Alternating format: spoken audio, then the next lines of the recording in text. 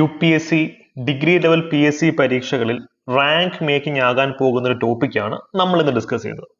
പൊതുവെ ഈ ഒരു ടോപ്പിക് സ്റ്റുഡൻസ് പഠിക്കാതെ അങ്ങ് വിട്ട് കളയും, ബിക്കോസ് കുറച്ച് കോംപ്ലിക്കേറ്റഡ് ആണ്. എക്സെപ്ഷൻസ് ടു ഫണ്ടമെന്റൽ റൈറ്റ്സ് എന്ന് പറയുന്ന ഈ ഒരു പർട്ടിക്കുലർ ടോപ്പിക്. പക്ഷെ ഇന്ന് നമ്മൾ ഈ ടോപ്പിക് അരച്ച് കലക്കി പഠിക്കാൻ പോവുകയാണ്. ആഴത്തിലുള്ള അറിവാണ് ഇനി മുതൽ പരീക്ഷകൾ ക്രാക്ക് ചെയ്യാൻ നമുക്ക് വേണ്ടത്. അതുകൊണ്ട് തന്നെ കുറച്ച് ഇൻഡെപ്ത് ക്ലാസ് ആയിരിക്കും നിങ്ങൾക്ക് തരിക കേട്ടോ. ഇന്നത്തെ ക്ലാസ് നോട്ട്സ് ഒക്കെ നിങ്ങൾക്ക് നമ്മുടെ ടെലിഗ്രാം ചാനലിൽ നിന്ന് ഫ്രീ ആയിട്ട് ഡൗൺലോഡ് ചെയ്ത് പഠിക്കാം. ഈ ഒരു പോസ്റ്റ് ചെയ്യുന്ന ടോപ്പിക്കിൽ നിന്ന് ഒരു ചോദ്യം വന്നു കഴിഞ്ഞാൽ പൊതുവെ ആരും അത് അറ്റൻഡ് ചെയ്യത്തില്ല. പക്ഷേ നമ്മുടെ കമ്മ്യൂണിറ്റിയിലെ കുട്ടികൾ അറ്റൻഡ് ചെയ്യണം, അവർ എക്സ്ട്രാ മാർക്ക് നേടിയെടുക്കണം, നിങ്ങൾ റാങ്ക് ലിസ്റ്റിലേക്ക് എത്രയും പെട്ടെന്ന് എത്തണം. അതുകൊണ്ട് തന്നെ ടെലിഗ്രാം കമ്മ്യൂണിറ്റിയിൽ നിന്ന് ഈ നോട്ട്സ് ഡൗൺലോഡ് ചെയ്ത് പഠിക്കുക.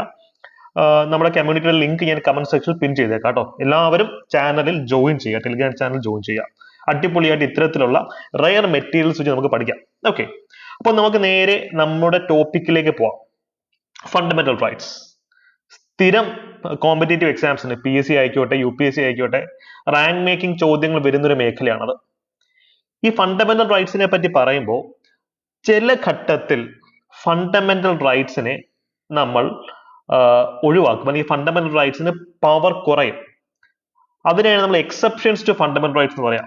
ഒരു ഉദാഹരണം പറയുകയാണെങ്കിൽ ഇപ്പം സംസാര സ്വാതന്ത്ര്യം, അല്ലെ, freedom of speech and expression, article 19 എല്ലാ ഇന്ത്യൻ പൗരന്മാർക്കും കിട്ടുന്നതാണ്. പക്ഷേ പട്ടാളക്കാർക്ക് അല്ലെങ്കിൽ യൂണിഫോംഡ് ഫോഴ്സിലുള്ള ആൾക്കാർക്ക് അത് ലിമിറ്റഡ് ആയിട്ട് മാത്രമേ കിട്ടുള്ളൂ. ഓക്കെ, എനിക്ക് സംസാര സ്വാതന്ത്ര്യം ഉണ്ട്, അതുകൊണ്ട് ഞാൻ ഇന്ത്യയുടെ മിലിറ്ററി സീക്രട്സ് ഒക്കെ പബ്ലിക്കായിട്ട് വിളിച്ച് പറയാം എന്ന് ഞാൻ വിചാരിക്കുകയാണെങ്കിൽ, ഞാൻ ആംഡ് ഫോഴ്സിലെ അംഗമാണെങ്കിൽ എന്നെ അവർ പറഞ്ഞു വിടും, കോർട്ട് മാർഷൽ ചെയ്യും. അപ്പൊ അതുകൊണ്ട് തന്നെ ഫണ്ടമെന്റൽ റൈറ്റ്സ്, സുപ്രീം കോടതി തന്നെ പറഞ്ഞിട്ടുണ്ട്, ഫണ്ടമെന്റൽ റൈറ്റ്സ് എന്ന് പറയുന്നത് സാക്രോസാങ്ക്ട് മീൻസ് പവിത്രമായ ഒരു സാധനമൊന്നുമല്ല. അതിനും എക്സെപ്ഷൻസ് ഉണ്ട്, റീസണബിൾ ആയിട്ടുള്ള റെസ്ട്രിക്ഷൻസ് ഉണ്ട്. നമ്മൾ ഇന്ന് ഡിസ്കസ് ചെയ്യാൻ പോകുന്നത് കുറച്ച് കോംപ്ലിക്കേറ്റഡ് ആയിട്ടുള്ള വെർഷൻ ആണ് അതിന്റെ. അതായത് ആർട്ടിക്കിൾ 31A-B-C. ഇത് എക്സെപ്ഷൻസ് ടു ഫണ്ടമെന്റൽ റൈറ്റ്സ് എന്ന ഈ ഒരു ടോപ്പിക്കിന്, ഫണ്ടമെന്റൽ റൈറ്റ്സിനെ ചില സാഹചര്യത്തിൽ നമ്മൾ ഒഴിവാക്കും, അവിടെ ഫണ്ടമെന്റൽ റൈറ്റ്സിന് പവർ കാണില്ല. ആ സാഹചര്യങ്ങൾ ഏതൊക്കെയാണെന്നാണ് നമ്മൾ ചർച്ച ചെയ്യാൻ പോകുന്നത്. എന്റെ കൂടെ നിൽക്കുക, ഈ വീഡിയോ റിപ്പീറ്റ് ചെയ്ത് കാണണമെങ്കിൽ റിപ്പീറ്റ് ചെയ്ത് കാണുക. കുറെ കോംപ്ലിക്കേറ്റഡ് ആയിട്ടുള്ള കാര്യങ്ങളിലേക്കാണ്, നിങ്ങൾ ഒരു കേട്ടിട്ട് പോലും ഇല്ലാത്ത കാര്യങ്ങളിലേക്കാണ് പോകുന്നത്. പക്ഷെ ഇവിടെ നിന്നും ചോദ്യം വരും. ഇപ്പം പോകുന്ന ചോദ്യങ്ങളുടെ നിലവാരം കാണുമ്പോൾ നമുക്കറിയാം ഇവിടെ നിന്നും ഭാവിയിൽ ചോദ്യങ്ങൾ വരാൻ പോകുന്ന ഒരു ഏരിയ ആണ്. അപ്പൊ ഏറ്റവും സിമ്പിൾ ആയി ഞാൻ ഇതിന്റെ ഫ്രെയിം വർക്ക് നിങ്ങൾക്ക് തരാം. ആ ഫ്രെയിം വർക്ക് ഒന്ന് കേട്ടതിന് ശേഷം നമുക്ക് അതിന്റെ ഡീറ്റെയിൽഡ് ക്ലാസ്സിലേക്ക് പോകാം. ഓക്കെ, ചുരുക്കി പറഞ്ഞാല് 3 ബാസ്ക്കറ്റ്, നിങ്ങൾ 3 ബാസ്ക്കറ്റ് സങ്കല്പിക്കുക. ഈ 3 ബാസ്ക്കറ്റിലേക്ക് നമ്മൾ ഒരു നിയമത്തിന് ഇട്ട് കഴിഞ്ഞാൽ ആ നിയമം ഫണ്ടമെന്റൽ റൈറ്റ്സ് വയലേറ്റഡ് ആകുന്ന നിയമമാണെങ്കിൽ പോലും അത് പ്രൊട്ടക്റ്റഡ് ആവും. നമുക്കറിയാം, പൊതുവെ പാർലമെന്റ് ആയിക്കോട്ടെ ലെജിസ്ലേറ്റീവ് അസംബ്ലി ആയിക്കോട്ടെ ഒരു നിയമം പാസ്സാക്കുമ്പോൾ അത് ഒരിക്കലും ഫണ്ടമെന്റൽ റൈറ്റ്സിനെ വയലേറ്റ് ചെയ്യാൻ പാടില്ല. വയലേറ്റ് ചെയ്തു കഴിഞ്ഞാൽ കോടതി ജുഡീഷ്യൽ റിവ്യൂ ഉപയോഗിച്ച് ആ നിയമത്തിന് എടുത്ത് കളയും, അതിനെ ജുഡീഷ്യൽ റിവ്യൂവിനെ നള്ളിഫൈ ചെയ്യും. അപ്പൊ അതുകൊണ്ട് തന്നെ ഫണ്ടമെന്റൽ റൈറ്റ്സിനെ ബാധിച്ചാൽ പോലും, ഇപ്പൊ ഒരു പർട്ടിക്കുലർ നിയമം ഫണ്ടമെന്റൽ റൈറ്റ്സിനെ മോശമായി ബാധിച്ചാൽ പോലും ആ നിയമം ഈ 3 ബാസ്ക്കറ്റുകളിൽ ഏതെങ്കിലും ഒന്നിലാണ് കിടക്കുന്നതെങ്കിൽ ആ നിയമം പ്രൊട്ടക്റ്റഡ് ആവും. നമുക്ക് നോക്കാം എന്താണ് സംഭവം, നമുക്ക് വിശാലമായിട്ട് നോക്കാം. ഒന്നാമത്തെ ബാസ്ക്കറ്റ് ആണ് ആർട്ടിക്കിൾ 31A. രണ്ടാമത്തെ ബാസ്ക്കറ്റ് ആർട്ടിക്കിൾ 31B. മൂന്നാമത്തെ ബാസ്ക്കറ്റ് ആർട്ടിക്കിൾ 31C. ഇവിടെ എയും ബിയും സിയും ക്യാപിറ്റൽ ലെറ്റേഴ്സ് ആണെന്നുള്ള കാര്യം ശ്രദ്ധിക്കണം. UPSC മെയിൻസ് എഴുതുന്ന വിദ്യാർത്ഥിയാണ്, ഇതൊക്കെ പ്രത്യേകിച്ച് ശ്രദ്ധിക്കണം. അല്ലെങ്കിൽ PSC ആണെങ്കിൽ കുഴപ്പമില്ല, ഒബ്ജക്റ്റീവ് പരീക്ഷയാണ്, അപ്പൊ നമുക്ക് ചോദ്യത്തിൽ നിന്ന് പിക്ക് ചെയ്യാൻ പറ്റും. അപ്പൊ ആർട്ടിക്കിൾ 31 എന്താണെന്ന് നമുക്ക് എല്ലാവർക്കും അറിയാമായിരുന്നു. ആർട്ടിക്കിൾ 31 എന്തായിരുന്നു?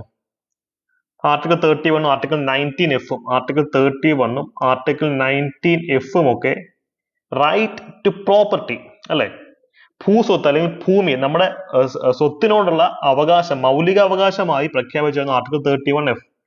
അതായത് പണ്ട് പ്രോപ്പർട്ടി എന്ന് പറഞ്ഞൊരു മൗലികാവകാശമായിരുന്നു ആർട്ടിക്കിൾ 31F-ന് അണ്ടറിൽ. അതുപോലെ തന്നെ ആർട്ടിക്കിൾ 31-ലും പ്രോപ്പർട്ടി ഒരു റൈറ്റ് ആയിട്ട്, ഒരു കോൺസ്റ്റിറ്റ്യൂഷണൽ റൈറ്റ് ആയിട്ട് പറയുന്നുണ്ടായിരുന്നു. പക്ഷേ കോൺസ്റ്റിറ്റ്യൂഷണൽ അമെന്റ്മെന്റ് വരുന്നു. ഈ 2 ആർട്ടിക്കിൾ ഏത് കോൺസ്റ്റിറ്റ്യൂഷണൽ അമെന്റ്മെന്റിന്റെ അണ്ടറിലായിരുന്നു? ഒന്ന് ഓർത്ത് നോക്കുക. സ്ഥിരം PSC UPSC ചോദ്യമുണ്ട്, ഏത് കോൺസ്റ്റിറ്റ്യൂഷണൽ അമെന്റ്മെന്റിന്റെ അണ്ടറിലാണ് ഈ 2 റൈറ്റ്സിനെ എടുത്ത് കളയുന്നത്. ഇന്ന് റൈറ്റ് ടു പ്രോപ്പർട്ടി ഒരു ഫണ്ടമെന്റൽ റൈറ്റ് അല്ല. അത് ഏത് കോൺസ്റ്റിറ്റ്യൂഷണൽ അമെന്റ്മെന്റിലാണ് വന്നതെന്നുള്ളത് കമന്റ് സെക്ഷനിൽ പറയാം. പക്ഷേ ആർട്ടിക്കിൾ 31 എടുത്തു കളഞ്ഞെങ്കിലും ആർട്ടിക്കിൾ 31A-യും B-യും C-യും ഇപ്പോഴും ഉണ്ട്. ഇതിനെപ്പറ്റി നമുക്ക് ആഴത്തിൽ ഒന്ന് പഠിക്കാം.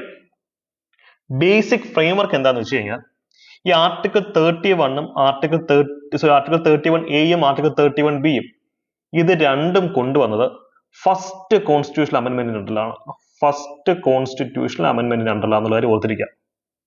ആർട്ടിക്കിൾ 31C വന്നിട്ടുള്ളത് 25th കോൺസ്റ്റിറ്റ്യൂഷണൽ അമെന്റ്മെന്റ് ആണെന്നുള്ള കാര്യം ഓർത്തിരിക്കുക.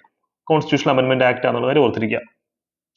അപ്പം 31A-യും B-യും ഒന്നാമത്തെ കോൺസ്റ്റിറ്റ്യൂഷണൽ അമെന്റ്മെന്റിലും ആർട്ടിക്കിൾ 31C 25ാമത്തെ കോൺസ്റ്റിറ്റ്യൂഷണൽ അമെന്റ്മെന്റിലുമാണ് വന്നതെന്നുള്ള കാര്യം നിങ്ങൾക്ക് എല്ലാവർക്കും അറിയാം. ഇവിടെ സ്ഥിരം ചോദ്യമാണല്ലേ, PSC-നും UPSC-നും വന്നിട്ടൊരു ചോദ്യം എന്താ, ഒന്നാമത്തെ കോൺസ്റ്റിറ്റ്യൂഷണൽ അമെന്റ്മെന്റ് വരുമ്പോൾ ഇന്ത്യയിലെ പ്രൈം മിനിസ്റ്റർ ആരായിരുന്നു എന്നുള്ളതായിരുന്നു ചോദ്യം. നമുക്കറിയാം ജവഹർലാൽ നെഹ്റു ആയിരുന്നു പ്രൈം മിനിസ്റ്റർ. ഇനി ചോദ്യം വരാൻ പോകുന്നത് എങ്ങനെയാണ്, ആർട്ടിക്കിൾ 31A അല്ലെങ്കിൽ 31B വരുന്ന സമയത്ത് ആരായിരുന്നു പ്രൈം മിനിസ്റ്റർ? അതും ജവഹർലാൽ നെഹ്റു തന്നെയാണ്. കണക്ട് ചെയ്ത് ഒത്തിരിക്കാൻ പറ്റും. ഇവിടെ 31B-യെ പറ്റി പറയുമ്പോൾ നിങ്ങൾ 9th ഷെഡ്യൂൾ എന്നൊരു കാര്യമാണ് ഓർത്തിരിക്കുക. ആർട്ടിക്കിൾ 31B-യുടെ ചർച്ച എവിടെ വന്നാലും it is associated with 9th schedule. IR Coelho case ഒക്കെ എല്ലാവർക്കും അറിയാം. 9th ഷെഡ്യൂൾ കേസ് എന്നറിയപ്പെടുന്ന കേസ് ഏതാണ്? IR കൊഹ്ലോ കേസാണ്. അതൊക്കെ നിങ്ങൾ എല്ലാവരും പഠിക്കുന്നതാണ്. ഏത് ഷെഡ്യൂളുമായി ബന്ധപ്പെട്ടാണ്? ഫസ്റ്റ് ഷെഡ്യൂൾ 9th ഷെഡ്യൂളായിട്ട് ബന്ധപ്പെട്ടത്. അതൊക്കെ നിങ്ങൾക്ക് അറിയാം. 9th ഷെഡ്യൂൾ എന്ന് പറയുന്ന സംഭവം ആർട്ടിക്കിൾ 31B-യിലാണ് വരുന്നത് ഓർത്തിരുന്നാൽ മതി. ഈ ഒരു ഫ്രെയിം വർക്ക് നിങ്ങളുടെ മനസ്സിൽ ഉണ്ട് എന്നുണ്ടെങ്കിൽ നമുക്ക് ഓരോ ബാസ്ക്കറ്റിനെ വളരെ വിശാലമായി ഒന്ന് അനലൈസ് ചെയ്യാം. അപ്പൊ നമുക്ക് ആദ്യമേ ആർട്ടിക്കിൾ 31A-യിലേക്ക് പോയാലോ. അപ്പൊ ഒന്നാമത്തെ പോയിന്റ് എല്ലാവരും ഇപ്പൊ തന്നെ കാണാൻ പഠിച്ചു. ഒന്നാമത്തെ കോൺസ്റ്റിറ്റ്യൂഷണൽ അമെന്റ്മെന്റ്, ഫസ്റ്റ് കോൺസ്റ്റിറ്റ്യൂഷണൽ അമെന്റ്മെന്റിലാണ് ഇത് വന്നിട്ടുള്ളത്. ഫസ്റ്റ് കോൺസ്റ്റിറ്റ്യൂഷണൽ അമെന്റ്മെന്റിന്റെ വർഷം വളരെ ഫേമസ് ആണ്. അതിലൊരു 1 ഉണ്ട്, 1951 ഉണ്ട്. നമുക്കറിയാം ഇന്ത്യ സ്വാതന്ത്ര്യം കിട്ടുന്ന സമയത്ത് ഉള്ള ചരിത്ര പശ്ചാത്തലവുമായി ലിങ്ക് ചെയ്തുകൊണ്ട് ഇത് പഠിക്കാം. ഇന്ത്യക്ക് ഫ്രീഡം കിട്ടുന്ന സമയത്ത് നമുക്കറിയാം റൈറ്റ് ടു പ്രോപ്പർട്ടി ഒരു മൗലിക അവകാശമായിരുന്നു 1950s-ലൊക്കെ. അപ്പോ ഒന്ന് ആലോചിക്കുക, നമുക്കൊരു ഇന്ത്യക്ക് സ്വാതന്ത്ര്യം കിട്ടി, നമുക്ക് റോഡ് പണിയണം, റെയിൽവേസ് പണിയണം, ഭൂപരിഷ്കരണം കൊണ്ടുവരണം.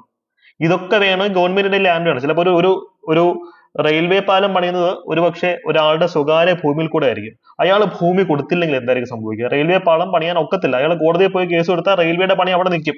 റെയിൽവേയുടെ പണി നടന്നെങ്കിൽ, റെയിലും റോഡും ഒക്കെ വന്നെങ്കിൽ മാത്രമാണ് രാജ്യം പുരോഗമിക്കുക. അപ്പൊ ഫണ്ടമെന്റൽ റൈറ്റ്സ് മുറുകെ പിടിച്ചു കഴിഞ്ഞാൽ രാജ്യം പുരോഗമിക്കുമായിരുന്നു ആ സമയത്ത്? ഇല്ല. അല്ലെങ്കിൽ ഒന്ന് ആലോചിച്ച് നോക്കിയേ, ഇപ്പം പണ്ട് കാലത്ത് സമീന്ദർമാർ, കേരളത്തിൽ ജന്മിമാർ, നോർത്ത് ഇന്ത്യയിൽ ജാമീന്ദാസ് എന്ന് പറയും. ഒരാളുടെ കയ്യിൽ ഇപ്പം 100, 500, 1000 ഏക്കർ ലാൻഡ് ആയിരിക്കും ഉള്ളത്.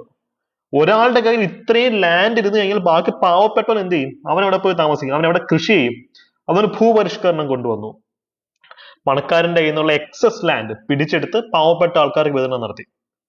ഇതൊക്കെ ഫണ്ടമെന്റൽ റൈറ്റ്സിനകത്ത് right to property fundamental right ആണെങ്കിൽ ഇതുപോലെ നടക്കൂ? ഒരു 10,000 ഏക്കർ ഉള്ള ഒരു ജന്മിയുടെ കയ്യിൽ നിന്ന് 1 ഏക്കർ ഭൂമി ഗവൺമെന്റ് പിടിച്ചു വാങ്ങിക്കുമ്പോൾ ജന്മി ഉടനെ കോടതിയിൽ പോകും. അപ്പോഴാണ് ഗവൺമെന്റിന് മനസ്സിലായത് right to property fundamental right ആയാൽ നമുക്ക് പണിയാണ്. അതുകൊണ്ട് അവർ ഒന്നാമത്തെ കോൺസ്റ്റിറ്റ്യൂഷണൽ അമെന്റ്മെന്റ് കൊണ്ടുവന്നു. ഇതിന് അണ്ടറിൽ 5 കാറ്റഗറീസ്, ഈ 5 കാറ്റഗറീസ് ഓഫ് നിയമങ്ങൾ ഫണ്ടമെന്റൽ റൈറ്റിനെ വയലേറ്റ് ചെയ്താലും അത് നിലനിൽക്കും, കോടതിയിൽ പോകാൻ ഒക്കത്തില്ല. അതാണ് ആർട്ടിക്കിൾ 31A പറഞ്ഞത്. ആർട്ടിക്കിൾ 31A ആ ഒരു ആർട്ടിക്കിൾ യൂസ് ചെയ്തിട്ട് ഈ 5 കാറ്റഗറി, 5 കാര്യങ്ങൾക്ക് വേണ്ടി ഗവൺമെന്റ് ആ ഫണ്ടമെന്റൽ റൈറ്റ് ആയിട്ടുള്ള ആർട്ടിക്കിൾ 14, ആർട്ടിക്കിൾ 19 ഇത് രണ്ടും വയലേറ്റ് ചെയ്താലും കോടതിയിൽ പോകാൻ ഒക്കത്തില്ല. അത് എന്തൊക്കെയാണ് 5 കാര്യങ്ങൾ നമുക്ക് നോക്കാം. അപ്പൊ നിങ്ങൾക്ക് മനസ്സിലാവും അത് ലോജിക്കലാണോ അല്ലയോ എന്നുള്ളത് നിങ്ങൾക്ക് മനസ്സിലാവും. സോ ആർട്ടിക്കിൾ 31A എന്ന് പറയുന്നത് 5 കാറ്റഗറി ഓഫ് നിയമങ്ങൾ പ്രൊട്ടക്ട് ചെയ്യാൻ വേണ്ടിയുള്ളതാണ്. ഈവൻ ആ നിയമങ്ങൾ ആർട്ടിക്കിൾ 14 തുല്യതയ്ക്കുള്ള അവകാശം, ആർട്ടിക്കിൾ 19 സ്വാതന്ത്ര്യം, റൈറ്റ് ടു ഫ്രീഡം, ഇത് രണ്ടും വയലേറ്റ് ചെയ്താലും അത് സാരമില്ല, കോടതിയിൽ പോകാൻ ഒക്കത്തില്ല. അതാണ് ഈ ഒരു നിയമത്തിനെന്ന് പറയുന്നത്. ഈ 5 നിയമങ്ങൾ നമ്മൾ നേരത്തെ പറഞ്ഞതുപോലെ കൃഷിയുമായും ലാൻഡ് റിഫോംസുമായിട്ട് ബന്ധപ്പെട്ടുള്ളതാണ്. അതിന്റെ കൂടെ ഇൻഡസ്ട്രി, കൊമേഴ്സ് പോലെയുള്ള കാര്യങ്ങളുമായി ബന്ധപ്പെട്ടതാണ്. ഇപ്പൊ നിങ്ങൾക്കറിയാം, ഇപ്പൊ അടുത്ത കാലത്ത് ബാങ്കുകളൊക്കെ മെർജ് ചെയ്തു ഗവൺമെന്റിന് ഇതിനൊക്കെ എന്താ അധികാരം? അല്ലെങ്കിൽ ഗവൺമെന്റ് ലാൻഡ് പിടിച്ചെടുക്കുന്നു, ഹൈവേ പണിയാൻ വേണ്ടി ലാൻഡ് പിടിച്ചെടുക്കുന്നു. ഇതൊക്കെ ഗവൺമെന്റിന് എവിടുന്ന് അധികാരം കിട്ടുക? അത് ഈ 5 കാറ്റഗറിക്കകത്ത് വരുന്നുണ്ട്. നമുക്ക് നോക്കാം ഓരോന്ന് എന്താണെന്ന് നോക്കാം. ഒന്നാമത്തെ കാറ്റഗറി എന്ന് പറയുന്നത് acquisition of estate and related rights by the state. Estate എന്ന് വെച്ചാൽ എന്താ, ഒരാളുടെ അല്ലെങ്കിൽ ഒരു ഫാമിലിയുടെ ഉടമസ്ഥതയിലുള്ള ഒരു ലാർജ് ഏരിയ ഓഫ് ലാൻഡ് ആണ് എസ്റ്റേറ്റ് എന്ന് ഉദ്ദേശിക്കുന്നത്. ജന്മിമാരുടെ കയ്യിൽ പണ്ട് 100ഉം 500ഉം 1000 ഏക്കർ ലാൻഡ് ഉണ്ടായിരുന്നു. ആ ലാൻഡ് ഗവൺമെന്റ് എടുത്ത സാധാരണക്കാർക്ക് കൊടുക്കുന്നുണ്ട്. ഭൂപരിഷ്കരണം, ലാൻഡ് റിഫോംസ് എന്ന് പറയും. നമ്മുടെ സെക്രട്ടേറിയറ്റ് അസിസ്റ്റന്റ് ആണെങ്കിൽ മെയിൻസിന്റെ സിലബസിനകത്തൊക്കെ കേരള എക്കണോമിയിൽ സ്പെഷ്യൽ ടോപ്പിക്സിനകത്ത് വരുന്ന ടോപ്പിക്കാണ്. അപ്പൊ അത് ഇതുമായിട്ട് കണക്ട് ചെയ്തോണം പഠിക്കാൻ. സിലബസിനകത്തുള്ള എല്ലാ കാര്യങ്ങളും കണക്ട് ചെയ്ത് പഠിക്കാം. സോ ഇതിനകത്ത് എയിൽ പറയുന്ന കാര്യം എന്താ, ലാർജ് ഏരിയ ഓഫ് എസ്റ്റേറ്റ് വേണമെങ്കിൽ നമുക്ക് ഗവൺമെന്റിന് പിടിച്ചെടുക്കാം. അപ്പൊ അയ്യോ എന്റെ ഫണ്ടമെന്റൽ റൈറ്റ് പോയെന്ന് പറഞ്ഞുകൊണ്ട് ആർക്കും, അല്ലെങ്കിൽ ഫണ്ടമെന്റൽ റൈറ്റ് 14 and 19 പോയേ എന്ന് പറഞ്ഞുകൊണ്ട് കോടതിയിൽ പോകാൻ ഒക്കത്തില്ല. കാര്യം ഇത് നടപ്പാക്കിയെങ്കിൽ മാത്രമേ ഭൂപരിഷ്കരണം നടപ്പിലാക്കാൻ ഒക്കത്തുള്ളൂ. ബിയിൽ എന്താ പറയുന്നത്, taking over the management of property by the state. എയിൽ പറയുന്നത് ഒരു പ്രോപ്പർട്ടി മൊത്തത്തിൽ ഗവൺമെന്റ് ഉടമസ്ഥാവകാശം പിടിച്ചെടുക്കുന്നതിനെ പറ്റിയാണ് എയിൽ പറയുന്നത്. ബിയിൽ പറയുന്നത് ഉടമസ്ഥാവകാശം ഒന്നും വേണം, പക്ഷെ മാനേജ്മെന്റ് തൽക്കാലത്തേക്കാണെങ്കിലും മാനേജ്മെന്റ് സ്റ്റേറ്റ്, ആ ഒരു പ്രോപ്പർട്ടിയുടെ എന്താ പറയാ ഭരണം സ്റ്റേറ്റ് പിടിച്ചെടുക്കും. ഇതൊരു ലിമിറ്റഡ് പീരീഡ് ഓഫ് ടൈമിലേക്കാണ് കേട്ടോ, ഇതൊരു ലിമിറ്റഡ് പീരീഡ് ഓഫ് ടൈമിലേക്കാണ്. ഇതും ഭൂപരിഷ്കരണം അല്ലെങ്കിൽ അത്തരത്തിലുള്ള കാര്യങ്ങളോട് ബന്ധപ്പെട്ട് ഒന്ന് ആലോചിച്ച് നോക്കിയേ. ഇന്ത്യക്ക് സ്വാതന്ത്ര്യം കിട്ടുന്ന സമയത്ത് കുറെ ഫാക്ടറികളും സ്ഥാപനങ്ങളും വർക്കിംഗ് ഉണ്ടായിരുന്നു. അവിടെ കുറെ തൊഴിലാളികളും വർക്ക് ചെയ്യുന്നുണ്ടായിരുന്നു. പട്ടിപ്പണിയാണ് അവരെ കൊണ്ട് എടുപ്പിച്ചുകൊണ്ടിരുന്നത്. 12, 14, 18 മണിക്കൂർ ജോലിയൊക്കെ ആയിരിക്കും അവരെ കൊണ്ട് എടുപ്പിച്ചുകൊണ്ടിരിക്കുക. ഈ സ്ഥാപനം പൂട്ടിപ്പോയാല് ഈ തൊഴിലാളികൾ ജോലി ഇല്ലതാവും. ഈ സ്ഥാപനം ഇതേപോലെ പോയി കഴിഞ്ഞാൽ തൊഴിലാളികൾ പണിയെടുത്ത് ചാവും. അപ്പൊ ഗവൺമെന്റ് അത്തരം സ്ഥാപനങ്ങളുടെ മാനേജ്മെന്റ് ഏറ്റെടുക്കുന്നു, കൃത്യമായിട്ടുള്ള മാനേജ്മെന്റ് പോളിസീസ് കൊണ്ടുവരുന്നു ഒരു സെലക്ടഡ് പീരീഡ് ഓഫ് ടൈമിലേക്ക്, അല്ലെ? അപ്പൊ അതിന് വേണ്ടിയിട്ടാണ് നമ്മൾ ബി യൂസ് ചെയ്യുന്നത്. എയിൽ കംപ്ലീറ്റ് ഓണർഷിപ്പ് അതിനെ പറ്റിയാ പറയുന്നതെങ്കിൽ ബിയിൽ പറയുന്നത് ജസ്റ്റ് മാനേജ്മെന്റ് പെർസ്പെക്ടീവിൽ മാത്രമാണ്. സിയിൽ പറയുന്നത് എന്താ, അമാൽഗമേഷൻ ഓഫ് കോർപ്പറേഷൻസ്. ഇപ്പൊ അമാൽഗമേഷൻ എന്ന് വെച്ചാൽ എന്താ, രണ്ട് കമ്പനികളെ ഒന്നിച്ച് ചേർക്കുന്നതിന് അമാൽഗമേഷൻ എന്ന് പറയാം. ഇപ്പം എയർ ഇന്ത്യയും അല്ലെങ്കിൽ ഇന്ത്യൻ എയർലൈൻസും അമാൽഗമേറ്റ് ചെയ്തായിരുന്നു. ഇപ്പൊ അടുത്ത കാലത്ത് ടാറ്റയ്ക്ക് വിറ്റു. എന്നാലും ഗവൺമെന്റ് അല്ലെങ്കിൽ ബാങ്കുകളെ അമാൽഗമേറ്റ് ചെയ്യുന്നു, അല്ലെ? അടുത്ത കാലത്ത് കുറെ ബാങ്കുകളെ പല ബാങ്കുകളെ അമാൽഗമേറ്റ് ചെയ്തു. അപ്പൊ അതിനുള്ള അവകാശം സ്റ്റേറ്റിനുണ്ട്. അപ്പൊ ഇതൊക്കെ ഫണ്ടമെന്റൽ റൈറ്റ് വയലേറ്റ് ചെയ്താൽ പോലും ആർക്കും കോടതി പോകാൻ ഒക്കത്തില്ല. അതുപോലെ തന്നെ ഡി, ഇപ്പം ഒരു കോർപ്പറേഷൻ അല്ലെങ്കിൽ കമ്പനി, അതിന് ഷെയർ ഹോൾഡേഴ്സിന്റെ റൈറ്റ്സ് അല്ലെങ്കിൽ ഡയറക്ടേഴ്സിന്റെ അവകാശം, നമുക്കറിയാം കമ്പനീസ് ലോ 2013 ഉണ്ടല്ലേ? അപ്പൊ അതിന്റെ അണ്ടറിൽ ഒരു കമ്പനി എങ്ങനെയാണ് വർക്ക് ചെയ്യേണ്ടത്, കമ്പനിയുടെ പ്രൊമോട്ടേഴ്സ് ആരൊക്കെയാണ്, ഡയറക്ടേഴ്സ് ആരൊക്കെയാണ്, ഇവരാണ് ഇതിന്റെ ഉടമസ്ഥർ എന്ന് നമ്മൾ ഉദ്ദേശിക്കുന്നത് ബേസിക്കലി. അല്ലെങ്കിൽ അത്ര ഹയർ പൊസിഷനിൽ കമ്പനിയിൽ വർക്ക് ചെയ്യുന്ന ആൾക്കാർ, ഇവരെ ഒന്ന് കൺട്രോൾ ചെയ്യാൻ വേണ്ടിയിട്ട് ഇതും കൊണ്ടുവന്നിട്ടുണ്ട്. കാര്യം ഇവരാണല്ലോ പാവപ്പെട്ടവരെ പണിയെടുപ്പിക്കുന്നതും വെൽത്ത് എല്ലാം കോൺസെൻട്രേറ്റ് ചെയ്ത് കൺട്രോൾ ചെയ്യുന്നത്. അപ്പൊ അത്തരം ആൾക്കാരുടെ റൈറ്റ്സ് അല്ലെങ്കിൽ കമ്പനിക്കകത്തുള്ളവരുടെ വോട്ടിംഗ് റൈറ്റ്സ് ആയിക്കോട്ടെ, മറ്റെന്തെങ്കിലും ഡിസിഷൻ മേക്കിംഗ് റൈറ്റ്സ് ആയിക്കോട്ടെ, ഷെയർ ഹോൾഡേഴ്സിന്റെ റൈറ്റ്സ് ഒക്കെ ഈ രീതിയിൽ ഗവൺമെന്റിന് കൺട്രോൾ ചെയ്യാൻ പറ്റും. കാര്യം എന്തോ പറഞ്ഞാലും ഒരു 10 ഏക്കർ ലാൻഡ് എന്ന് പറയുന്ന പോലെ തന്നെയാണ് ഒരു കമ്പനിയുടെ ഷെയർ. രണ്ടും പ്രോപ്പർട്ടി തന്നെയാണ്, അല്ലെ? രണ്ടൊരു പ്രോപ്പർട്ടി തന്നെയാണ്. അപ്പൊ ഇതിനകത്തും ഒരു എക്സെപ്ഷൻ കൊണ്ടുവന്നിട്ടുണ്ട്. അതുപോലെ തന്നെ extinguishment of modification of mining lease. ഇങ്ങനെ നമ്മൾ നേരത്തെ കണ്ടു, ഇപ്പൊ ഇന്ത്യ സ്വാതന്ത്ര്യം കിട്ടിയ സമയത്ത് കുറെ കോൾ മൈൻസ്, അല്ലെ, അല്ലെങ്കിൽ മറ്റ് മിനറൽസ് ഖനനം ചെയ്യുന്ന ഖനികൾ, മൈൻസ് ഇന്ത്യയിൽ ഉണ്ടായിരുന്നു. അപ്പൊ അതിന്റെ കൺട്രോളിലും ഗവൺമെന്റിന് വലിയ റോളുണ്ട്. അപ്പൊ അതാണ് ഇവിടെ പറയുന്നത്. അപ്പോൾ ഈ 5 കാറ്റഗറി ഓഫ് നിയമങ്ങൾ ആർട്ടിക്കിൾ 31A പ്രൊട്ടക്ഷനിലാണ്. അതുകൊണ്ട് ഈ നിയമങ്ങൾ ഫണ്ടമെന്റൽ റൈറ്റ്സ് വയലേറ്റ് ചെയ്താലും കുഴപ്പമൊന്നുമില്ല, കോടതിയിൽ ആർക്കും പോകാൻ ഒക്കത്തില്ല. അപ്പൊ ഇതാണ് ആർട്ടിക്കിൾ 31A എന്ന് പറയുന്ന ബാസ്ക്കറ്റ്. അപ്പൊ ഇതിന്റെ സ്കോപ്പ് വളരെ ലിമിറ്റഡ്. ഈ 5 കാറ്റഗറി ഓഫ് നിയമങ്ങളെ മാത്രമേ അത് പ്രൊട്ടക്ട് ചെയ്യുന്നുള്ളൂ. പക്ഷെ ഇതുമായി അസോസിയേറ്റ് ചെയ്ത് കുറച്ച് ഫാക്ടുകളും കൂടെ നോക്കിയിട്ട് നമുക്ക് 31Bയിലേക്കും സിയിലേക്കും പോവാം. ബിയും സിയും ഇതിലും എളുപ്പമാണ്. 31A ആണ് കുറച്ച് ഇൻഡെപ്തിലുള്ളത്, ബിയും സി ഇതിലും എളുപ്പമാണ്. അപ്പൊ 31Aയിൽ അവസാനമായി നമുക്ക് ഡിസ്കസ് ചെയ്യേണ്ട കുറച്ച് റാങ്ക് മേക്കിംഗ് പോയിന്റ്സ് എന്താണെന്ന് വെച്ച് കഴിഞ്ഞാൽ, article 31A does not immunize a state from judicial review unless it has been reserved for the president's consideration and has received his assent. അതായത് ആർട്ടിക്കിൾ 31A എന്ന് വെച്ച് കഴിഞ്ഞാൽ ജുഡീഷ്യൽ റിവ്യൂവിന് അതീതമൊന്നുമല്ല, പ്രൊവൈഡഡ് ഇത് പ്രസിഡന്റിന്റെ അസെന്റിന് വേണ്ടി റിസർവ് ചെയ്തിട്ടുണ്ടായിരിക്കണം, അത്രേ പറയുന്നുള്ളൂ. ഇറ്റ് ഓൾസോ, ഇപ്പം നമ്മൾ പറഞ്ഞൊരു കാര്യമാണ്, ഒരു പാലം പണിയണം അല്ലെങ്കിൽ ഒരു ഹൈവേ പണിയണം, ചിലപ്പം അപ്പുറത്തെ ചേട്ടന്റെ ശങ്കരൻ ചേട്ടന്റെ പറമ്പിനെ നടുക്കൂടായിരിക്കും പണിയേണ്ടത്. അപ്പൊ ഈ നിയമത്തിന്റെ പിൻബലത്തിൽ തങ്കപ്പൻ ചേട്ടന്റെ പറമ്പ് നമുക്ക് പിടിച്ചെടുക്കാൻ പറ്റും. പക്ഷേ സ്റ്റേറ്റ്, രാഷ്ട്രം, ആ തങ്കപ്പൻ ചേട്ടന് പ്രോപ്പർ ആയിട്ടുള്ള കോമ്പൻസേഷൻ കൊടുക്കണം. മാർക്കറ്റ് വാല്യൂവിൽ തന്നെ കോമ്പൻസേഷൻ കൊടുക്കണം. ചേട്ടന്റെ പറമ്പിൽ ഒരു സെന്റിന് 10,000 രൂപയായിരുന്നെങ്കിൽ ആ 10,000 രൂപ സ്റ്റേറ്റ് അദ്ദേഹത്തിന് കൊടുക്കണം. അതാണ് പറയുന്നത്. പിടിച്ചെടുക്കാം, പക്ഷെ പിടിച്ചെടുക്കുന്നതിന് പ്രോപ്പർ കോമ്പൻസേഷൻ കൊടുക്കണം എന്നാണ് പറയുന്നത്. ഇത് പ്രധാനമായിട്ടും കൾട്ടിവേഷണൽ ലാൻഡ് അല്ലെങ്കിൽ കൃഷിഭൂമിയുടെ കാര്യത്തിലൊക്കെയാണ് പറയുന്നത്. തങ്കപ്പൻ ചേട്ടന് 1000 ഏക്കർ ഭൂമി ഉണ്ടായിരുന്നെങ്കിലോ, അത് സീലിംഗ് ലിമിറ്റിന് മുകളിലാണ്, അയാളപ്പം ജന്മിയാണ്, അപ്പൊ അയാൾക്കൊന്നും കൊടുക്കേണ്ട കാര്യമില്ല. മനസ്സിലായത്? സീലിംഗ് ലിമിറ്റിന് ഉള്ളിലാണെങ്കിൽ മാത്രം കോമ്പൻസേഷൻ കൊടുത്താൽ മതി എന്നാണ് പറയുന്നത്. ഇപ്പൊ ജസ്റ്റ് ആ ഒരു പോയിന്റും കൂടെ അറിഞ്ഞിരിക്കുക. ഇതാണ് ആർട്ടിക്കിൾ 31A എന്ന് പറയുന്ന ഒരു ബാസ്ക്കറ്റ്. അതാണ്. അപ്പൊ ആർട്ടിക്കിൾ 31A നമ്മൾ പഠിച്ചു. ഇനി നമുക്ക് പോകാനുള്ളത് article 31B, capital letter B തന്നെയാണ് കേട്ടോ, ക്യാപിറ്റൽ ലെറ്റർ ബി ആണ്. നമുക്ക് അതിലേക്കൊന്ന് പോയാലോ.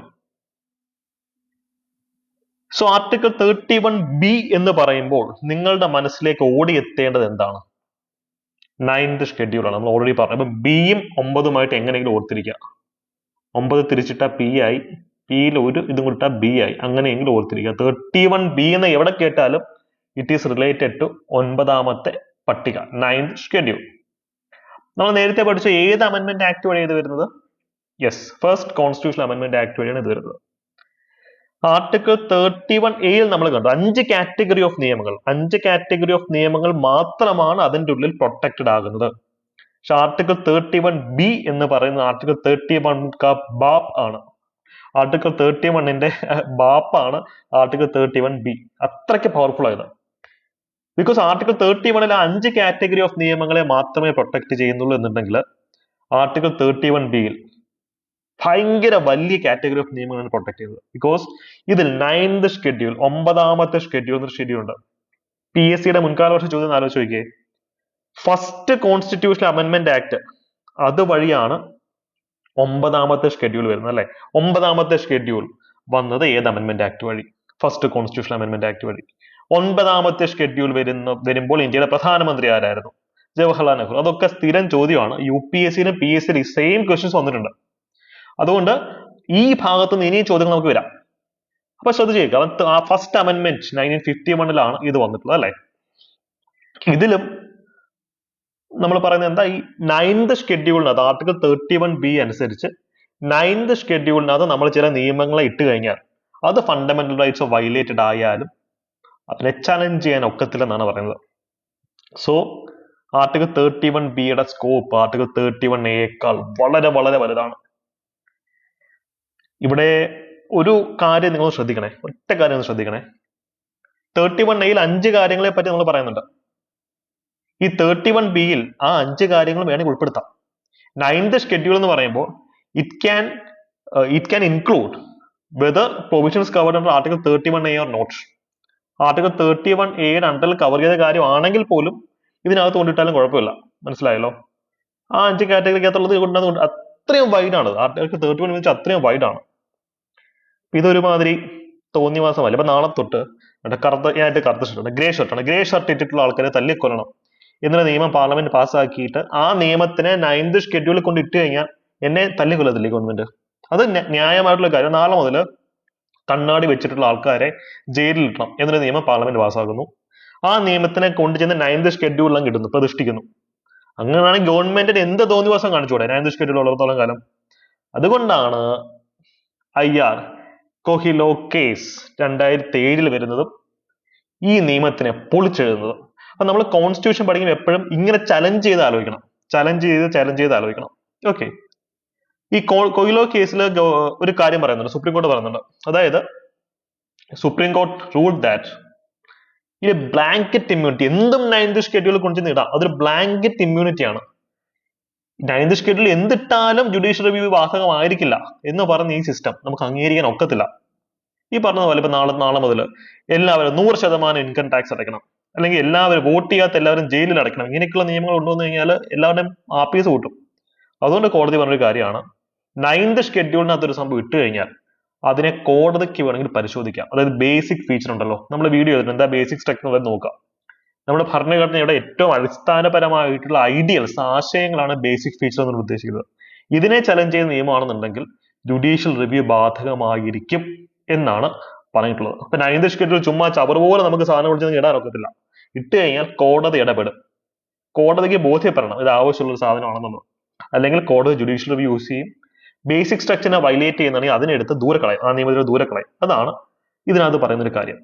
ഈ പ്രസ്താവന വരുന്ന IR കൊഹ്ലോ കേസിലാണ്. ശ്രദ്ധിച്ചോണേ, വിട്ടു പോവരുത്. 9th ഷെഡ്യൂൾ കേസ് എന്നറിയപ്പെടുന്ന കേസ് ഏതെന്ന് ചോദിച്ചാലും അതിന്റെ ഉത്തരം IR കൊഹ്ലോ കേസാണ്. 2007 IR Coelho versus state of Tamil Nadu എന്നാണ് ഒഫീഷ്യൽ ആയിട്ട് ഇതിനെ നമ്മൾ വിളിക്കുന്ന പേര്. വിട്ടുപോലെ സ്ഥിരം ചോദ്യമാണ് നമുക്കത്. അപ്പോൾ എല്ലാവർക്കും സമാധാനമായി അല്ലേ? നിങ്ങൾക്ക് ഒരു സമാധാനമായിട്ടുള്ള ഏറ്റവും ഫേമസ് ആയിട്ടുള്ള കേസ് ഉണ്ടല്ലോ, കേശവാനന്ദ ഭാരതി കേസ്. കേശവാനന്ദ ഭാരതി കേസ് സച്ചിന്റെ ജന്മദിനമാണ് അല്ലെ, 1973. അപ്പോ IR കൊഹ്ലോ കേസ് സുപ്രീം കോടതി പറഞ്ഞൊരു കാര്യം അതാ. ഓക്കെ, സുപ്രീം കോടതിയും പാർലമെന്റും തമ്മിൽ എപ്പോഴും ക്ലാഷ് ഉണ്ട്. പാർലമെന്റ് പാസ്സാക്കുന്ന നിയമത്തിനെയാണല്ലോ സുപ്രീം കോടതി ഈ രീതിയിൽ വിമർശിക്കുന്നത്. അത് ഒഴിവാക്കാൻ വേണ്ടി സുപ്രീം കോടതി പറഞ്ഞ കാര്യം അതാ. ഓക്കെ, പറ്റിയത് പറ്റി. കേശവാനന്ദ ഭാരതി കേസിന്റെ ഡേറ്റ് ഉണ്ടല്ലോ, April 24, 1973. ഇതിന് മുമ്പ് 9th ഷെഡ്യൂൾ ഇട്ടിട്ടുള്ള നിയമങ്ങൾ അവിടെ കിടന്നോട്ടെ. പക്ഷെ ഇതിന് ശേഷം 9th ഷെഡ്യൂൾ ഇടുന്ന കാര്യങ്ങളെല്ലാം നമ്മൾ ജുഡീഷ്യൽ റിവ്യൂ, ഫണ്ടമെന്റൽ റൈറ്റ്സിനെ വയലേറ്റ് ചെയ്യുന്നുണ്ടോ എന്ന് നമ്മൾ ചെക്ക് ചെയ്യും. ആർട്ടിക്കിൾ 14, 15, 19, 21 ഇതൊക്കെ ബേസിക് സെക്ഷൻ. ഇതിനെ വയലേറ്റ് ചെയ്യാൻ തോന്നുവാണെങ്കിൽ അതിനെ അവിടെ നമ്മൾ ഇടപെടുമെന്ന് കോടതി പറയുന്നുണ്ട്. സോ ഇതാണ് കട്ട് ഓഫ് ഡേറ്റ്. ഇതിന് ശേഷം, ഈ ഡേറ്റിന് ശേഷം 9th ഷെഡ്യൂളിൽ ഇട്ടിട്ടുള്ള നിയമങ്ങളെ ഒക്കെ നമ്മൾ ജുഡീഷ്യൽ റിവ്യൂ ചെയ്യുമെന്നാണ് സുപ്രീം കോടതി പറഞ്ഞിട്ടുള്ളത്. ഓക്കെ, സോ ഈ കേസിന്റെ പ്രത്യേകത എല്ലാവർക്കും അറിയാം. നമ്മൾ ബേസിക് സ്ട്രക്ചർ അല്ലെങ്കിൽ ബേസിക് ഫീച്ചർ എന്നൊക്കെ പറയുന്ന കോൺസെപ്റ്റ് സുപ്രീം കോടതി കൊണ്ടുവരുന്ന കേശവാനന്ദ ഭാരതി കേസിലാണ്. അതുകൊണ്ടാണ് ആ കേസിന്റെ കട്ട് ഓഫ് ഡേറ്റ് ഈ കാര്യത്തിൽ നമ്മൾ ഉപയോഗിക്കുന്നത്. ഇതിന് ശേഷം വന്നിട്ടുള്ള കാര്യങ്ങളൊക്കെ ബേസിക് ഫീച്ചറിന്റെ വെളിച്ചത്തിൽ നമ്മൾ വിശകലനം ചെയ്യുന്നതായിരിക്കും. ഓക്കെ, ഇതിന്റെ പ്രധാനപ്പെട്ട കാരണം തന്നെ ഞാൻ പറഞ്ഞുതരാം. ഇതൊക്കെ ജനങ്ങളുടെ നന്മയ്ക്ക് വേണ്ടിയിട്ടാണല്ലോ 9th ഷെഡ്യൂൾ കൊണ്ടുവന്നത്. തുടക്കത്തിൽ 1951 ഈ 9th ഷെഡ്യൂൾ വരുമ്പോൾ 13 നിയമങ്ങൾ ഉണ്ടായിരുന്നുള്ളൂ. 2016 ആയപ്പോൾ നോക്കി 282 നിയമങ്ങളായി. അപ്പം പാർലമെന്റ് എന്ത് നിയമം പാസ്സാക്കിയാലും 9th ഷെഡ്യൂൾ ചുമ്മാ ഇടും. അതാകുമ്പോഴത്തേക്കും പിന്നെ കോടതിയെ പേടിക്കണ്ടല്ലോ, അതായിരുന്നു പഴയ രീതി. പക്ഷെ ഇനിയും നടക്കത്തില്ല, കോടതി ഇടപെടും. IR കൊഹ്ലോ കേസ് 2007 വന്ന് വെർഡിക്റ്റ് അനുസരിച്ച് കോടതി ഇടപെടും. ഓക്കെ, അപ്പോ ഈ നിയമമൊക്കെ വന്ന സമയത്ത് നിയമത്തിന്റെ ഉദ്ദേശം ഭയങ്കര സംശുദ്ധമായിരുന്നു അല്ലെ. സാമീന്ദാരി സിസ്റ്റം അല്ലെങ്കിൽ ജനങ്ങളെ പിടിയുന്ന ജന്മിത്ത വ്യവസ്ഥയെ തകർക്കാനാണ് നിയമങ്ങൾ കൊണ്ടുവന്നത്. പിന്നെ ഇത് ജനങ്ങൾക്ക് തന്നെ പാരയായി തുടങ്ങി. അതുകൊണ്ടാണ് ഇങ്ങനെ ഒരു സിസ്റ്റം കൊണ്ടുവന്നത്. ഓക്കെ, സോ അത്ര ഞാൻ നേരത്തെ പറഞ്ഞ കാര്യങ്ങളൊക്കെ ഇവിടെ കൊടുത്തിട്ട് ജസ്റ്റ് ഒന്ന് വായിച്ചു നോക്കാം. റൈറ്റ്, അങ്ങനെ 31A കണ്ടു, 31B കണ്ടു. രണ്ടും ഫസ്റ്റ് കോൺസ്റ്റിറ്റ്യൂഷണൽ അമെന്റ്മെന്റിൽ വന്നിട്ടുള്ളതാണ്. ആർട്ടിക്കിൾ 31A 5 കാറ്റഗറി ഓഫ് നിയമങ്ങളെയാണ് നമ്മൾ പ്രൊട്ടക്ട് ചെയ്യുന്നതെങ്കിൽ ആർട്ടിക്കിൾ 31B 9th ഷെഡ്യൂളിനകത്തിരുന്ന എല്ലാ നിയമങ്ങളെ പ്രൊട്ടക്ട് ചെയ്യുമായിരുന്നു. പക്ഷെ IR കൊഹ്ലോ കേസിന് ശേഷം നമ്മൾ കട്ട് ഓഫ് ഡേറ്റ് കൊണ്ടുവന്നു 1973. അതിനുശേഷമുള്ള നിയമങ്ങൾ അതിൽ ജുഡീഷ്യൽ റിവ്യൂ ബാധകമായിരിക്കും. ഇനിയാണ് നമ്മുടെ കൂട്ടത്തിലെ ഏറ്റവും എളുപ്പമുള്ളതും ഏറ്റവും അവസാനത്തേതുമായ ബാസ്കറ്റിനെ പറ്റി പഠിക്കേണ്ടത്. That is article 31C. അയ്യോ, ഇതും കൂടെ പഠിച്ചു കഴിഞ്ഞാൽ ഈ ഒരു ടോപ്പിക് നമുക്ക് തീർക്കാം. ഓക്കെ, 31C ഇത് എളുപ്പമാണ്. സി നമ്മൾ കണ്ടു 9th ഷെഡ്യൂൾ 31B ആണല്ലോ. അപ്പൊ 9 തിരിച്ചിട്ടെങ്കിൽ P ആയി, ഒന്ന് വിട്ടാൽ B ആയി. അതുപോലെ ഇവിടെ ആർട്ടിക്കിൾ 31C പറ്റി പറയാം. സി എന്ന് വെച്ചാൽ സി ഇതിൽ മറ്റൊരു കാര്യങ്ങളുണ്ട്, ഒന്ന് കേട്ടോണേ. ആർട്ടിക്കിൾ 31C എന്ന് പറയുമ്പോൾ അതിനകത്ത് 39C വരുന്നുണ്ട്. അത് ഞാൻ ഒന്ന് പറഞ്ഞിട്ട് ഇങ്ങോട്ട് വരാം. ആർട്ടിക്കിൾ 31 ക്യാപിറ്റൽ ലെറ്റർ C ആണ്. ഇതിനകത്ത് വരുന്ന മറ്റൊരു ആർട്ടിക്കിൾ 39 സ്മോൾ ലെറ്റർ C. ഞാൻ കറക്റ്റ് ഓർഡറിൽ പറഞ്ഞില്ല, നിങ്ങളത് കേൾക്കാം. തൽക്കാലം ഇത് ഇപ്പൊ ആലോചിച്ച് കൺഫ്യൂസ്ഡ് ആക്കണം, ഇതൊന്ന് കേട്ടിരുന്നാൽ മതി. ആർട്ടിക്കിൾ 31C നമ്മൾ ഇൻസേർട്ട് ചെയ്യുന്നത് 25ാമത്തെ കോൺസ്റ്റിറ്റ്യൂഷണൽ അമെന്റ്മെന്റ് ആക്ട് വഴിയാണ്, 1971.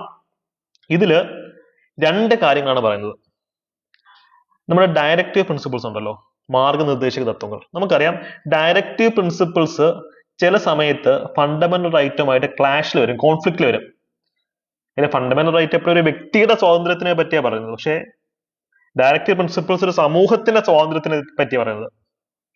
എത്രയോ സാഹിത്യകാരന്മാർ പറഞ്ഞിട്ടുണ്ട് വ്യക്തിയും സമൂഹവും നിരന്തരം കോൺഫ്ലിക്റ്റിലാണ്, സംഘർഷത്തിലാണ്. പല പ്രസിദ്ധമായ ക്ലാസിക്കുകളുടെ അടിസ്ഥാനം അത് തന്നെയാണ്. വ്യക്തിയും സമൂഹവും തമ്മിലുള്ള സംഘർഷമാണ്. അത് തന്നെയാണ് ഫണ്ടമെന്റൽ റൈറ്റും DPSPയും തമ്മിലുള്ള ഒരു കോൺഫ്ലിക്റ്റ്.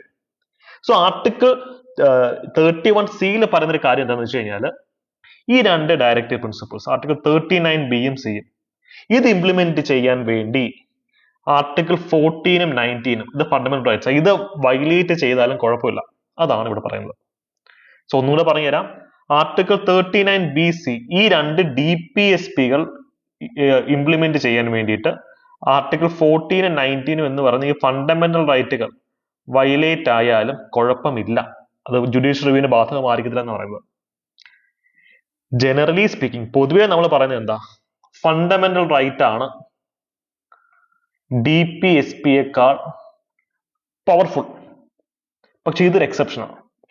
ഇത് രണ്ടിൽ ഫണ്ടമെന്റൽ റൈറ്റ്സ് ആണ് എപ്പോഴും പവർഫുൾ DPSP കാട്ടി. പക്ഷെ ആർട്ടിക്കിൾ 39BC ഈ രണ്ട് DPSP എന്ന് പറയുന്നത് ആർട്ടിക്കിൾ 14 and 19 ഇതിനേക്കാളും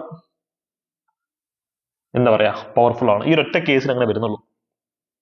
അപ്പൊ അതുകൊണ്ട് സുപ്രീം കോടതി തന്നെ പറയുന്നുണ്ട്, when article 39B and C comes in, article 14 and 19 goes out എന്ന് സുപ്രീം കോടതി തന്നെ പറഞ്ഞിട്ടുണ്ട്. അപ്പൊ എന്താണ് ആർട്ടിക്കിൾ 39B പറയുന്നത്? അതായത് equitable distribution of resources. Community resource equitable ആയിട്ട് ഡിസ്ട്രിബ്യൂട്ട് ചെയ്യണം. 39C എന്താ പറയുന്നത്? C, concentration. ഈ സി നിങ്ങൾ കോൺസെൻട്രേഷൻ എഴുതി ആലോചിച്ചാൽ മതി. കോൺസെൻട്രേഷൻ, സമ്പത്തിന്റെ കോൺസെൻട്രേഷൻ തരണം. Prevention concentration of wealth. ഇപ്പൊ ഇന്ത്യയിലെ സമ്പത്ത് മൊത്തം ഒരാളുടെ കയ്യിലാണെങ്കിൽ ബാക്കിയുള്ളവർക്ക് ജീവിക്കാൻ എന്ത് ചെയ്യൂടെ എന്ന് ആലോചിച്ച് നോക്കിയേ. സോ സമ്പത്തിന്റെ കോൺസെൻട്രേഷൻ തടയണം എന്നാണ് ആർട്ടിക്കിൾ 39C പറയുന്നത്. നമ്മുടെ ഇൻകം ടാക്സും അല്ലെങ്കിൽ ഇൻഡയറക്ട് ടാക്സും ഒക്കെ ഇതിന്റെ പെർസ്പെക്റ്റീവിലാണ്. ഇപ്പൊ അംബാനി കൊടുക്കുന്ന ടാക്സ് ആണോ നിങ്ങൾ കൊടുക്കുന്നത്? അല്ലല്ലോ. അംബാനി നല്ല രീതിയിൽ ടാക്സ് കൊടുക്കുന്നുണ്ട്, നിങ്ങളെ കണ്ട് ടാക്സ് കൊടുക്കുന്നുണ്ട്. അപ്പൊ അത് ആർട്ടിക്കിൾ 14 തുല്യതയുടെ വയലേഷൻ ആണ്. അല്ല, ആർട്ടിക്കിൾ 14 പറഞ്ഞ ഇക്വാലിറ്റി പറ്റി പറയുന്നുണ്ട്. എന്ന് പറഞ്ഞാൽ അംബാനി നിങ്ങൾ ഒരേ ടാക്സ് കൊടുക്കണോ? വേണ്ട, അംബാനി പണക്കാരനാണ്. അതുകൊണ്ട് തന്നെ കോൺസെൻട്രേഷൻ ഓഫ് വെൽത്ത് തടയാൻ വേണ്ടി അംബാനിയുടെ ടാക്സ് റേറ്റ് കൂടുതലാണ്. ഇപ്പൊ റീസെന്റ് ബഡ്ജറ്റ് ഒന്നുമില്ല, 12 ലക്ഷം വരെ ആരും ടാക്സ് കൊടുക്കണ്ട. പക്ഷെ 12 കോടി വരുമാനമുള്ളവൻ ടാക്സ് കൊടുക്കണം. അപ്പൊ അതെന്താ തുല്യതയുടെ വയലേഷൻ അല്ലേ? ഒരു കണക്കിൽ നോക്കിയാൽ ആണ്. പക്ഷെ കോൺസ്റ്റിറ്റ്യൂഷണൽ മൊറാലിറ്റി അണ്ടറിലാണ് അത് വരുന്നത്. കാര്യം ആർട്ടിക്കിൾ 39C പറയുന്നുണ്ട് നമുക്ക് കോൺസെൻട്രേഷൻ ഓഫ് വെൽത്ത് തടയണം എന്നുള്ള കാര്യം. അപ്പം പണക്കാരനെ കൂടുതൽ ടാക്സ് ചെയ്ത് ആ ടാക്സ് ഗവൺമെന്റ് വാങ്ങിച്ചിട്ട് പാവപ്പെട്ടവന് കൊടുക്കും. അപ്പൊ അതാണ് ഇതിനകത്ത് വരുന്നത് അല്ലെ. ടാക്സ് ലോസിന്റെ ഒക്കെ സ്പിരിറ്റ് ഇതാണ്. അപ്പൊ ആർട്ടിക്കിൾ 39Bയും Cയും വന്നു കഴിഞ്ഞാൽ ഇപ്പൊ ഇക്വാളിറ്റിയും അല്ലെങ്കിൽ റൈറ്റ് ഓഫ് ഫ്രീഡവും ഒക്കെ നമുക്ക് തൽക്കാലത്തേക്ക് മാറ്റി അങ്ങ് വെക്കാം. ഇതാണ് ആർട്ടിക്കിൾ 39B പറയുന്ന ഒരു കാര്യം. അപ്പൊ ഇത്രയും കാര്യങ്ങൾ ആർട്ടിക്കിൾ 31A കണ്ടു, 31B കണ്ടു, 31C കണ്ടു. എനിക്കറിയാം ഇത് പുതിയൊരു ടോപ്പിക്കാണ്. പക്ഷെ ഇവിടെ നിന്ന് ചോദ്യങ്ങൾ വന്നു കഴിഞ്ഞാൽ വളരെ കുറച്ച് ആൾക്കാർ മാത്രമേ അതൊക്കെ അറ്റൻഡ് ചെയ്തിട്ടുള്ളൂ. ഇത് അറ്റൻഡ് ചെയ്യുന്ന നിലവാരത്തിലേക്ക് നിങ്ങൾ എത്തിക്കഴിഞ്ഞാൽ നിങ്ങൾ ഡിഗ്രി ലെവൽ PSC ആയിക്കോട്ടെ, UPSC ആയിക്കോട്ടെ, ഏത് പരീക്ഷയും നിങ്ങൾക്ക് അടിച്ചെടുക്കാൻ പറ്റും. സോ കോൺഫിഡന്റ് ആയിട്ട് പഠിക്കുക, ആഴത്തിൽ ഇറങ്ങി പഠിക്കുക. ക്ലാസ്സിനെ പറ്റിയുള്ള നിങ്ങളുടെ അഭിപ്രായങ്ങൾ കമന്റ് സെക്ഷനിൽ പറയുന്നതിനോടൊപ്പം നിങ്ങൾ ഒരു ചോദ്യത്തിന് ഉത്തരം കൂടെ പറയണം. ഇവിടെ 39B കണ്ടു, 39C കണ്ടു അല്ലെ. അപ്പൊ എന്റെ ചോദ്യം ഇതാണ്, right to free legal aid, സൗജന്യ നിയമസഹായം, ഇതിന്റെ ആർട്ടിക്കിൾ ഏതാണ്? ഒന്ന് കമന്റ് സെക്ഷനിൽ പറഞ്ഞേ. ഒരു നമ്പറും ഒരു എയും കൂടെ വരുന്നത്. ആ എ എന്ന് പറഞ്ഞാൽ സ്മാൾ ലെറ്റർ എ ആണോ ക്യാപിറ്റൽ ലെറ്റർ എ ആണോ? കമന്റ് സെക്ഷനിൽ ഒന്ന് പറയൂ കേട്ടോ. കാര്യം ഇതുമായി വളരെ റിലേറ്റഡ് ആയിട്ടുള്ള ആർട്ടിക്കിൾ ആണ്. അത് തിരിഞ്ഞു പോകുന്നുണ്ടോ ഇല്ലെന്ന് നിങ്ങൾക്ക് ചെക്ക് ചെയ്യാനാണ് നിങ്ങൾക്ക്. ഓക്കെ, അപ്പൊ വീഡിയോ പറ്റിയുള്ള കമന്റ് സെക്ഷനിൽ പറയാം. ഇത്തരത്തിൽ കൂടുതൽ ആഴത്തിലുള്ള ക്ലാസ്സുകൾ വേണമെങ്കിൽ നിങ്ങൾക്ക് അതും പറയാം കേട്ടോ. ഞങ്ങളുടെ അഫോർഡബിൾ കോഴ്സസിലേക്ക് വരണമെങ്കിൽ ഇത്തരത്തിൽ ആഴത്തിലുള്ള ക്ലാസ്സുകൾ തുടർന്നും കിട്ടുന്ന അല്ലെങ്കിൽ അഫോർഡബിൾ ആയിട്ടുള്ള കോഴ്സിന്റെ ഭാഗമായി സെക്രട്ടേറിയറ്റ് അസിസ്റ്റന്റ് അല്ലെങ്കിൽ സബ് ഇൻസ്പെക്ടർ പോലെയുള്ള ഡിഗ്രി ലെവൽ എക്സാംസിന് നിങ്ങൾക്ക് തയ്യാറെടുക്കണമെങ്കിൽ ഈ ഒരു നമ്പർ കോൺടാക്ട് ചെയ്താൽ മതി. നമ്മുടെ കമന്റ് സെക്ഷനിൽ പിൻ ചെയ്ത് വെച്ചിട്ടുണ്ട്. ഇതിൽ അപ്ഡേറ്റഡ് ആയിട്ടുള്ള ക്ലാസ്സുകൾ ആയിരിക്കും നിങ്ങൾക്ക് അതിൽ കിട്ടിക്കൊണ്ടിരിക്കുക. Okay, all the best, thank you, by.